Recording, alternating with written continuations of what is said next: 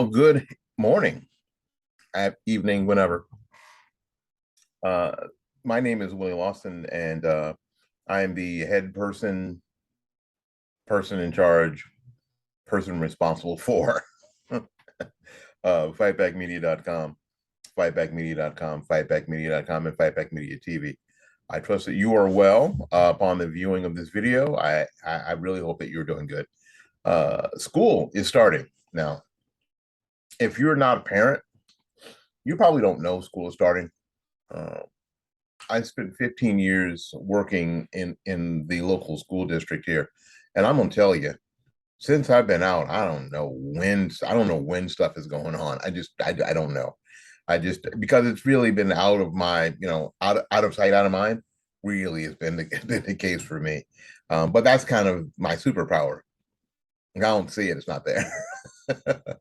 If I'm not actively participating in anymore, it's not there. So that's kind of my superpower.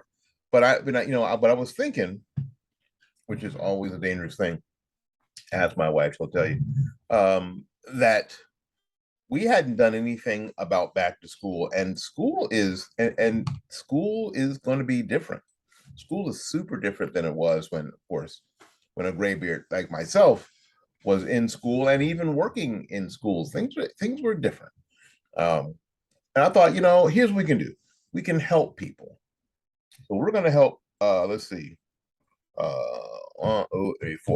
four groups of people today. We're going to help students. We're going to help parents. We're going to help teachers, and we're going to help systems, school districts, um, adjust to what I think and what we think here at excuse me, I gotta make an adjustment here. We here at Fightback Media kind of believe that you're looking at that you may not have expected or you might not know how. So we're just going to try to help you. I'm here to help. I'm here to manage expectations and try to help. I swear to you, I am. I'm not trying to tell you what to do. I'm just trying to manage expectations, tell you what to expect, tell you how, give you some hints on how to handle it. That's what we're here to do. So let's go ahead and get started.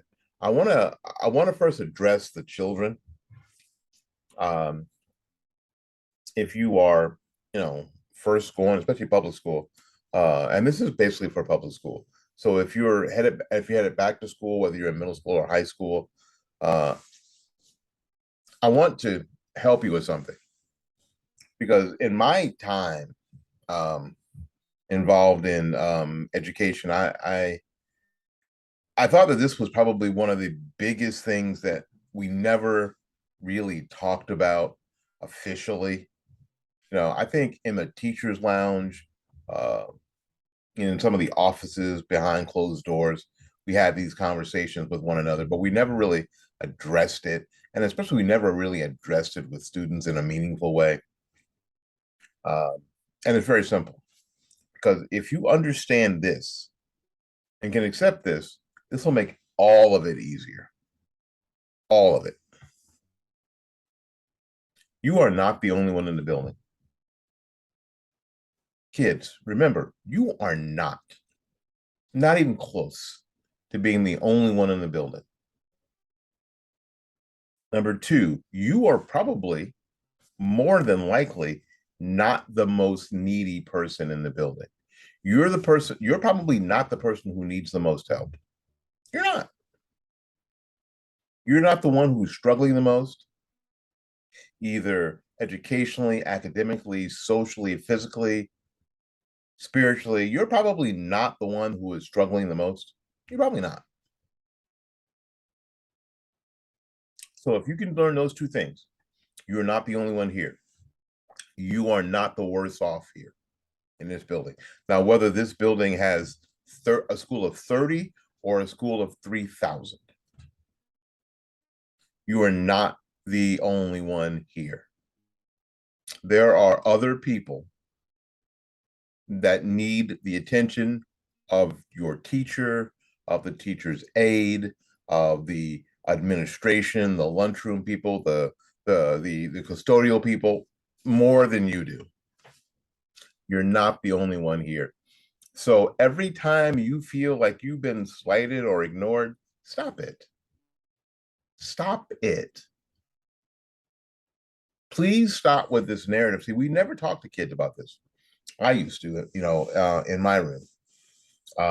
Please stop with the narrative that Mr. So and so doesn't like you. Why he doesn't like you? Well, because blah blah blah blah blah blah blah. Blah. I will tell you, Mr. So and so probably doesn't like you. See, we never talk about these things. You know why? Because Mr. So and so is a human being, and he likes some people, and he doesn't like other people. He has the same problem you do. He's a human. He likes certain people. He doesn't like certain people. He likes certain things. He doesn't like certain things.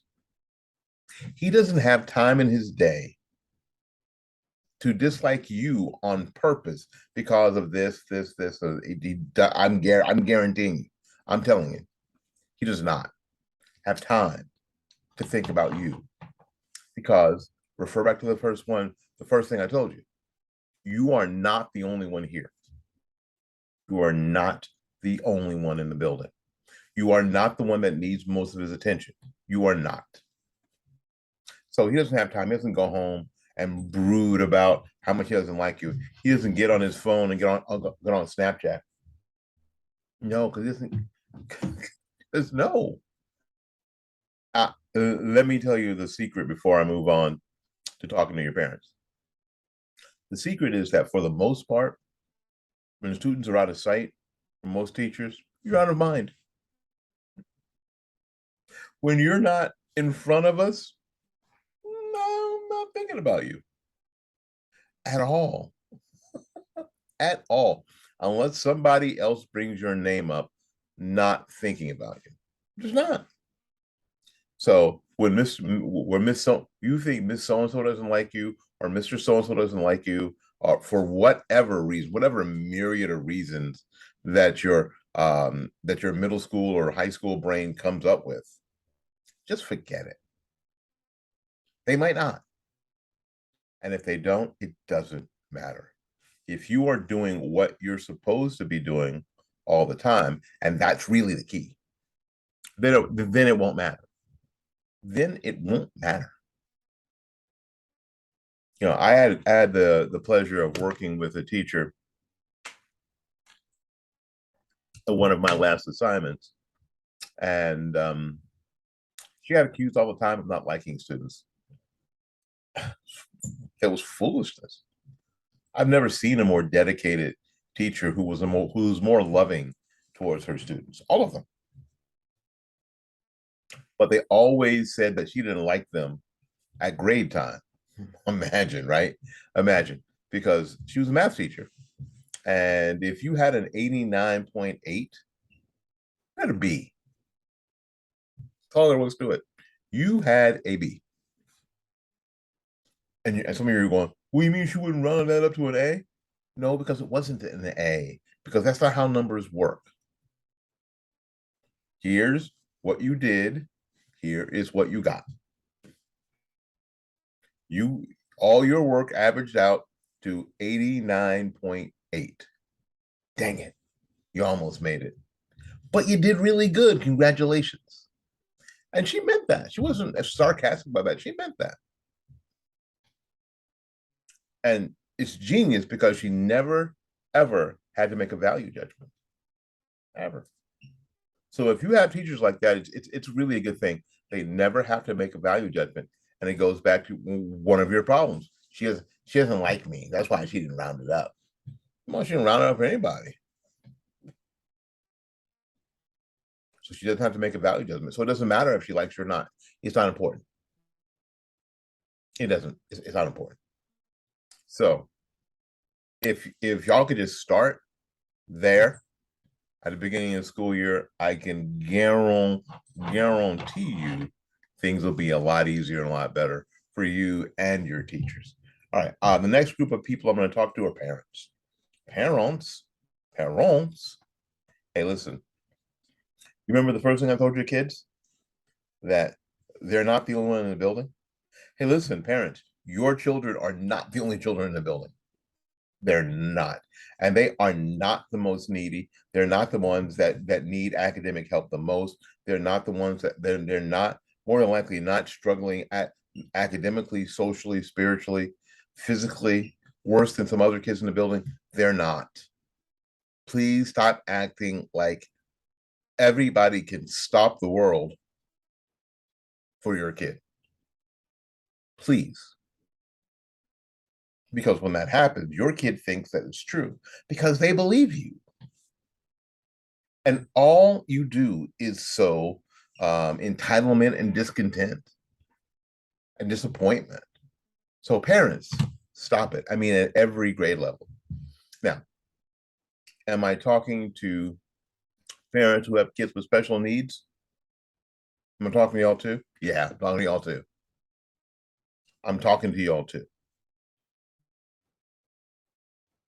Now, what I understand that a lot of your children who have special needs, who are what some people behind the fence, behind the wall call alphabet kids, ADHD, SLD, and the like.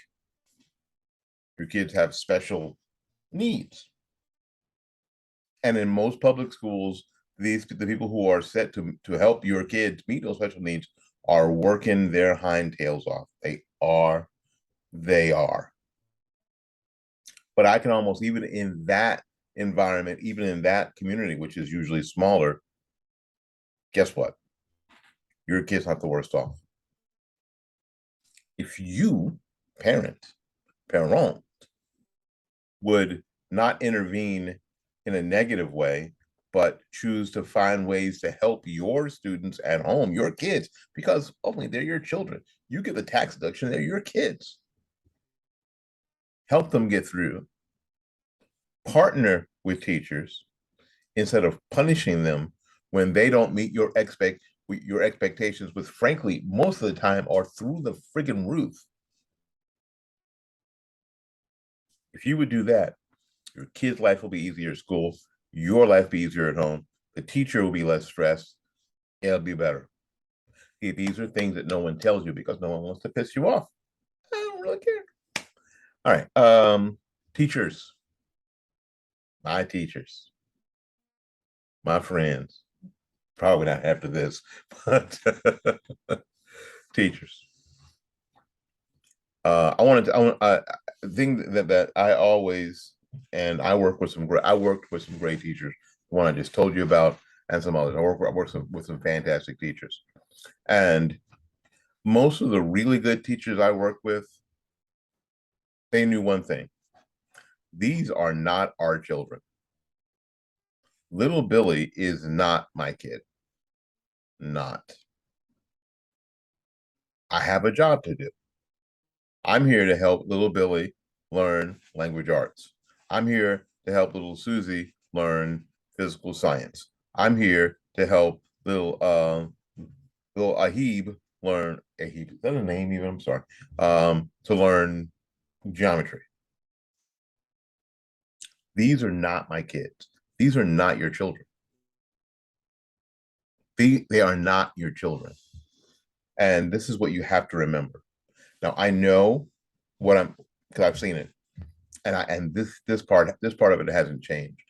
I know a lot of young teachers get out of college all full of hearts and flowers and unicorns and rainbows and are under the impression that you're going to change the lives of students and change the lives of people, and in that change the world, because that's what they shoved you out there with, didn't they?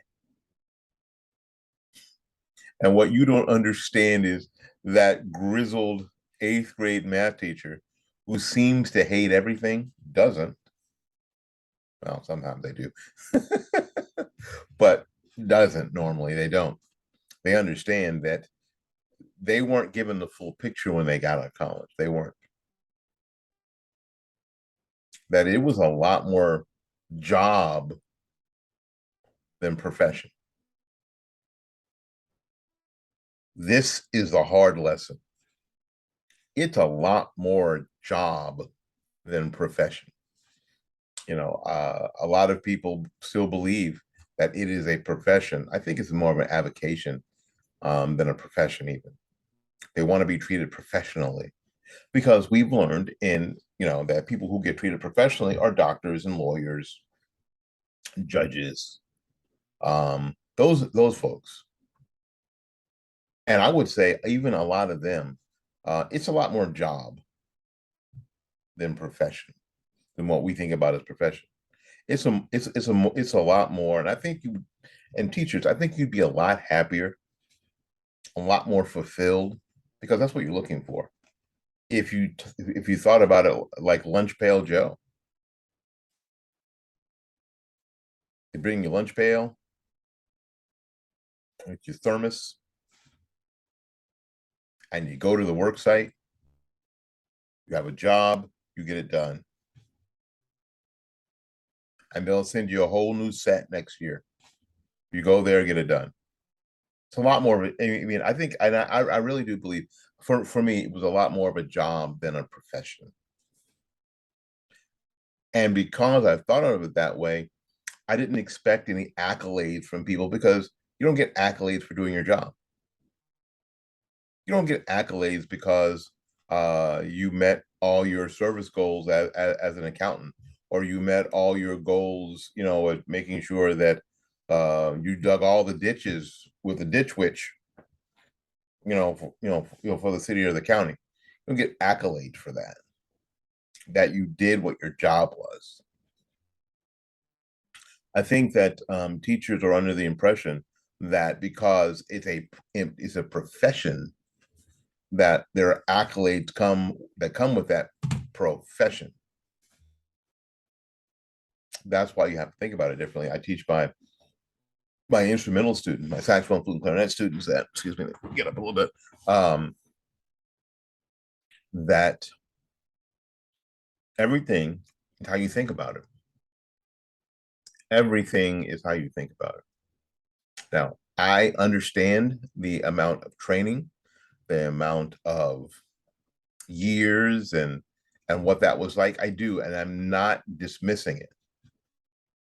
I'm not dismissing it. I'm not dismissing how important your job is because it's a job. I'm not dismissing that. But anybody who knows me knows that I won't blow smoke up a teacher's butt to make them feel good. Because some people can do the job and some people can't. Some people can do the job and some can't. I've sat in enough TPAs, teacher planning areas, teachers' lunchrooms, and heard teachers talk about Mr. So-and-so and the kids they got from Miss So-and-so and how they didn't know anything.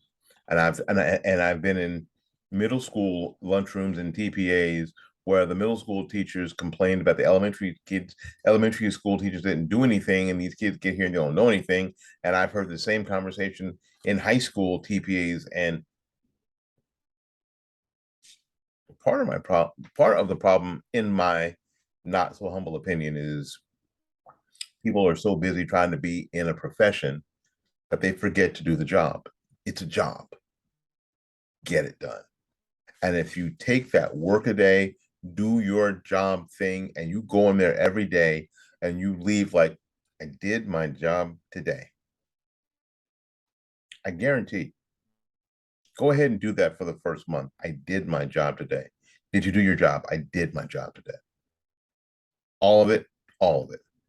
The new tasks, the ones I wasn't prepared for or trained for. Did I get those done? I certainly did. I did my job today.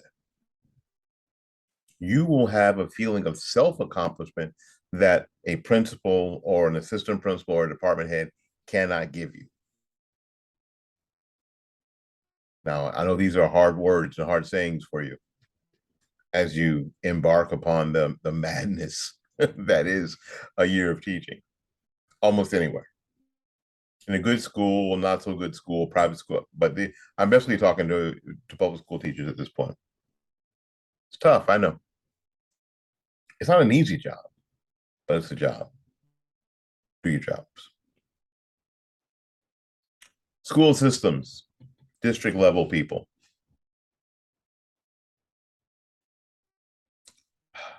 You guys are almost the hardest because I think a lot of you have forgotten exactly why you're there because you were brought up in this is a profession mentality, and now you're at the top of your profession. You're Doctor So. You're not Miss So and So or Mister So and So. You're Doctor who gives. You know what I'm saying? That's who you are now. You want to be referred to Doctor So and So, please.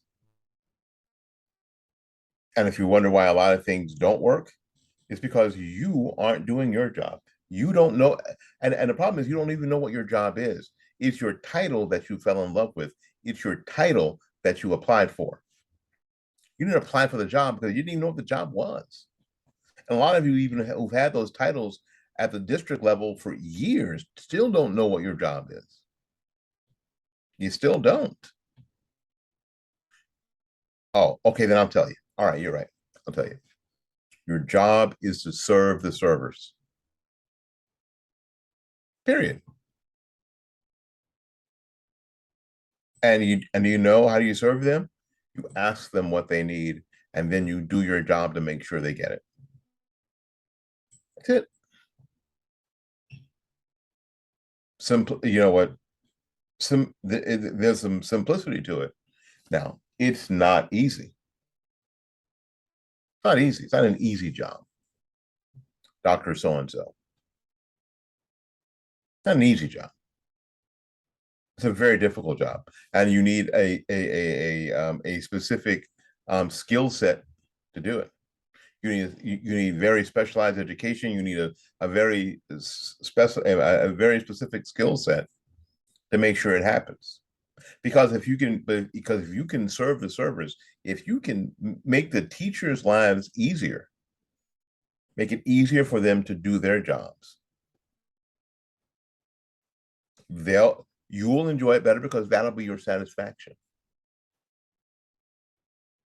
They'll do their job better, and that'll be their satisfaction. Neither of you will need me to pat you on the back and tell you, "Oh, you're in education. We really appreciate you. You've got a really hard job." Well, hell, everybody's got a hard job. So my main advice to those who are at the district level, please find out what the hell your job is. We all know what your title is, but a lot of times your title is not your job. Do your job. Find out what it is, and then do your job. Now, if for some reason you don't want to do the job, if you'd rather just have the title, quit, retire. Because by the time you get to this level, that district level, you're making enough to retire. Get out. Get out and let somebody who wants to do a job get in and do a job. Who knows what they're applying for, that they're not applying for the title, they're applying for the job. That would be very cool if you would do that. Well, anyway, everybody have a great school year. Good luck. Kids, have a great school year. Pay attention to your parents, pay attention to your teachers. Parents, have a great school year. Partner with the teachers, please. Don't punish them. Know that your kid is not the only one in the building. Kids, know that you're not the only one in the building. Teachers, it's not a profession, it's a job. Accept it and then be awesome at it. People at the district level, serve the servers. Make that be how you can sleep at night. That you went into the ivory tower and you served the servers. You made some teacher's life easier today, and you can prove it, and they can do their jobs. My name is Willie Lawson. I am the CEO, chief bottle washer, host of the morning report, and whatever else we do here. Again, I hope that you have a great school year. So until we see you again, go out there and learn something, love somebody, and for goodness sakes, y'all take care of yourself. We will see you when we see you. Bye-bye now.